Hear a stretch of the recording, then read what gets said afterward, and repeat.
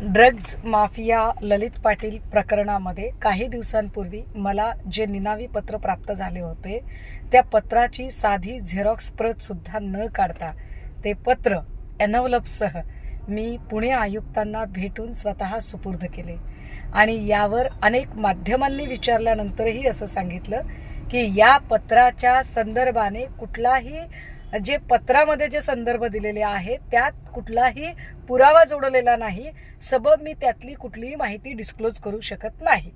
परंतु त्या पत्रामध्ये छोटी भाभी उर्फ नुसरीन शेख या व्यक्तीला अटक झालेली आहे ही माहिती निश्चितपणे मी दिली।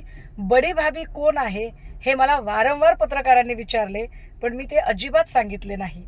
असे असताना सुद्धा आमदार देवयानी फरांदे यांनी काहीही कारण नसताना हा सगळा चर्चेचा सूर स्वतःवर ओढवून घेत बडी भाभी म्हणजे मीच आहे आणि मलाच सुषमा अंधारे बोलल्या असं जे ते म्हणाल्या ते फार मला चमत्कारिक वाटलं।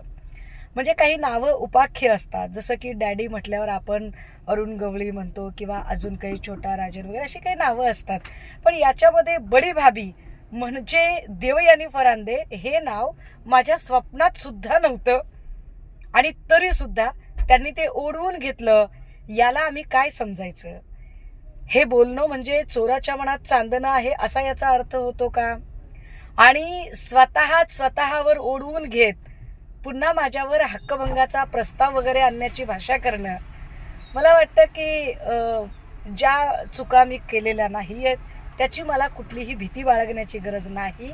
मी कायद्याचा पूर्ण अभ्यास करून येते, त्यामुळे सभागृह कामकाजामध्ये 194 अन्वये जी काही कारवाई करावयाची असते, जरी तसा काही प्रयत्न असेल तरी सुद्धा त्या कारवाईला पूर्णतः सामोरे जाण्यासाठी मी तयार आहे आणि मी माझी कायदेशीर लढाई देवयानी फरांदे यांच्या संदर्भाने लढण्यासाठी सुद्धा सज्ज आहे।